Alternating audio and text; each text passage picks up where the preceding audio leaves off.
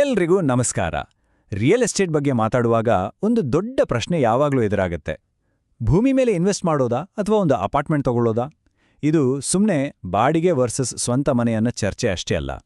ಒಬ್ಬ ಇನ್ವೆಸ್ಟರ್ ದೃಷ್ಟಿಯಿಂದ ನೋಡಿದಾಗ ಉತ್ತರ ತುಂಬಾನೇ ಬೇರೆ ಇರುತ್ತೆ. ಸ್ವಲ್ಪ ಆಶ್ಚರ್ಯನೂ ಆಗ್ಬೋದು. ಬಾಡಿಗೆ ಮನೆಯಲ್ಲಿರೋದಾ ಇಲ್ಲ ಸ್ವಂತ ಮನೆ ತಗೊಳ್ಳೋದಾ?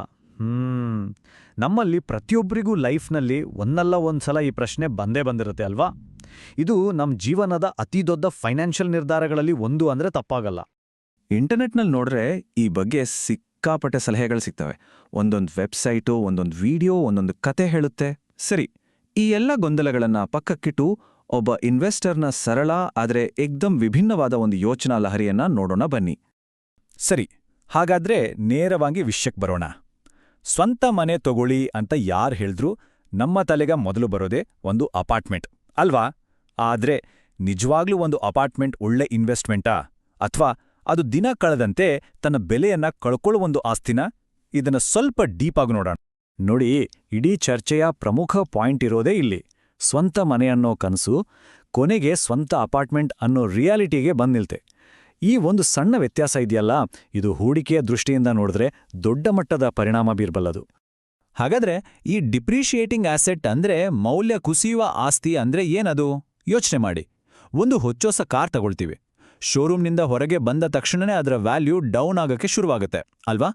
ಅದೇ ರೀತಿ ಸಮಯ ಕಳೆದಂತೆ ಯಾವ ಆಸೆಟ್ನ ಬೆಲೆ ಕಡಿಮೆ ಹೋಗ್ತಾ ಹೋಗುತ್ತೋ ಅದನ್ನೇ ಡಿಪ್ರಿಷಿಯೇಟಿಂಗ್ ಆಸೆಟ್ ಅಂತ ಕರೆಯೋದು. ಹಾಗಾದ್ರೆ ಒಂದು ಅಪಾರ್ಟ್ಮೆಂಟ್ ಬಿಲ್ಡಿಂಗ್ನ ವ್ಯಾಲ್ಯೂ ಯಾಕೆ ಕಡಿಮೆ ಆಗ್ಬೋದು? ಇದಕ್ಕೆ ಎರಡು ಮುಖ್ಯ ಕಾರಣಗಳಿವೆ.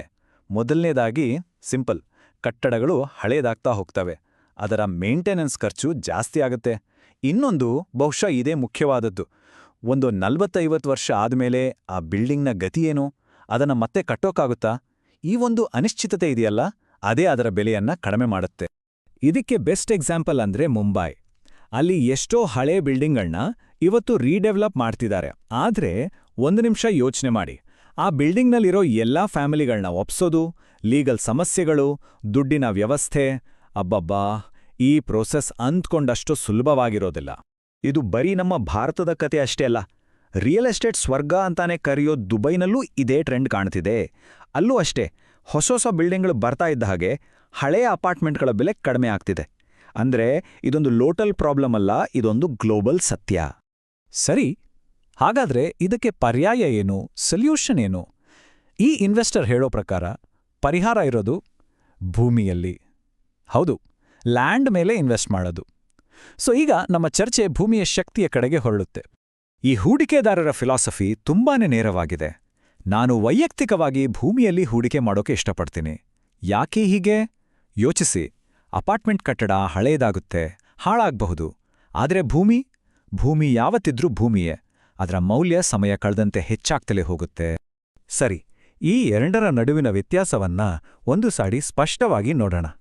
ಅಪಾರ್ಟ್ಮೆಂಟ್ ಅನ್ನೋದು ಒಂದು ರೀತಿ ಪ್ರಾಡಕ್ಟ್ ಇದ್ದಾಗೆ. ಸಮಯ ಕಳೆದಂತೆ ಅದರ ವ್ಯಾಲ್ಯೂ ಕಡಿಮೆ ಆಗುತ್ತೆ. ಅದಕ್ಕೆ ನಾವು ಡಿಪ್ರಿಷಿಯೇಟಿಂಗ್ ಅಂತೀವಿ. ಆದರೆ ಭೂಮಿ ಒಂದು ಲಿಮಿಟೆಡ್ ರಿಸೋರ್ಸ್, ಅಂದ್ರೆ ಸೀಮಿತ ಸಂಪನ್ಮೂಲ. ಅದರ ಸಪ್ಲೈ ಜಾಸ್ತಿ ಆಗಲ್ಲ. ಹಾಗಾಗಿ ಲಾಂಗ್ ಟರ್ಮ್ನಲ್ಲಿ ಅದರ ಬೆಲೆ ಹೆಚ್ಚಾಗುವ ಸಾಧ್ಯತೆನೇ ಹೆಚ್ಚು. ಅದಕ್ಕೆ ಇದನ್ನ ಅಪ್ರಿಷಿಯೇಟಿಂಗ್ ಅಸೆಟ್ ಅಂತಾರೆ. ಓಕೆ, ಹಾಗಾದ್ರೆ ಈ ಎಲ್ಲ ಐಡಿಯಾಗಳನ್ನ ಒಟ್ಟಿಗೆ ಸೇರಿಸಿ ಒಂದು ಸ್ಮಾರ್ಟ್ ಇನ್ವೆಸ್ಟ್ಮೆಂಟ್ ಸ್ಟ್ರಾಟಜಿ ಮಾಡೋದು ಹೇಗೆ? ಇಲ್ಲಿ ಬಾಡಿಗೆ ಮತ್ತು ಸ್ವಂತ ಮನೆ ಎರಡನ್ನೂ ತುಂಬಾನೇ ಬುದ್ಧಿವಂತಿಕೆಯಿಂದ ಬ್ಯಾಲೆನ್ಸ್ ಮಾಡೋ ಒಂದು ವಿಧಾನವನ್ನ ನೋಡೋಣ. ಈ ಪರ್ಯಾಯ ದಾರಿ ಹೇಗಿದೆ ನೋಡಿ. ಸ್ಟೆಪ್ 1, ಮೊದಲು ಕೈಯಲ್ಲಿರೋ ಹಣವನ್ನ ಬೆಲೆ ಹೆಚ್ಚಾಗುವ ಆಸ್ತಿಯಾದ ಭೂಮಿಯ ಮೇಲೆ ಹೂಡಿಕೆ ಮಾಡಿ. ಸ್ಟೆಪ್ 2, ಆರಾಮಾಗಿ ಕೆಲಸಕ್ಕೆ ಅಥವಾ ಲೈಫ್ ಸ್ಟೈಲ್ಗೆ ಸೂಟ್ ಆಗೋ ಜಾಗದಲ್ಲಿ ಬಾಡಿಗೆ ಮನೆಯಲ್ಲಿ ವಾಸಿಸಿ. ಇದರಿಂದ ಏನಾಗುತ್ತೆ? ಒಂದು ಕಡೆ ನಮ್ಮ ಇನ್ವೆಸ್ಟ್ಮೆಂಟ್ ಬೆಳೀತಾ ಇರುತ್ತೆ, ಇನ್ನೊಂದು ಕಡೆ ಒಳ್ಳೆ ಜೀವನ ಶೈಲಿನೂ ನಡೆಸ್ಬೋದು. ಕೊನೆಯದಾಗಿ ಅಂತಿಮ ಗುರಿ ಏನು ಅಂದ್ರೆ ನಮ್ಮದೇ ಆದ ಭೂಮಿ ಮತ್ತು ಅದರ ಮೇಲೆ ನಮ್ಮದೇ ಆದ ಒಂದು ಮನೆ. ಕೊನೆಯದಾಗಿ ಈ ಇಡೀ ಚರ್ಚೆಯ ಸಾರಾಂಶ ಇಷ್ಟೇ. ಅಂತಿಮ ಗುರಿ ಕೇವಲ ಒಂದು ಅಪಾರ್ಟ್ಮೆಂಟ್ ತಗೊಳ್ಳೋದಲ್ಲ, ಬದಲಾಗಿ ಸ್ವಂತ ಭೂಮಿ ಮತ್ತು ಅದರ ಮೇಲೆ ಒಂದು ಸ್ವಂತ ಮನೆ ಕಟ್ಟಿಕೊಳ್ಳೋದು. ಇದು ಬರೀ ಒಂದು ಫೈನಾನ್ಷಿಯಲ್ ಸ್ಟ್ರಾಟಜಿ ಅಲ್ಲ, ಇದು ಫೈನಾನ್ಷಿಯಲ್ ಫ್ರೀಡಮ್ ಕಡೆಗೆ ಇಡೋ ಒಂದು ದೊಡ್ಡ ಹೆಜ್ಜೆ. ಮುಂದಿನ ಸಲ ರಿಯಲ್ ಎಸ್ಟೇಟ್ ಬಗ್ಗೆ ಯೋಚನೆ ಮಾಡುವಾಗ ಈ ಒಂದು ದೃಷ್ಟಿಕೋನವನ್ನು ಮನಸ್ಸಿನಲ್ಲಿಟ್ಕೊಳ್ಳಿ.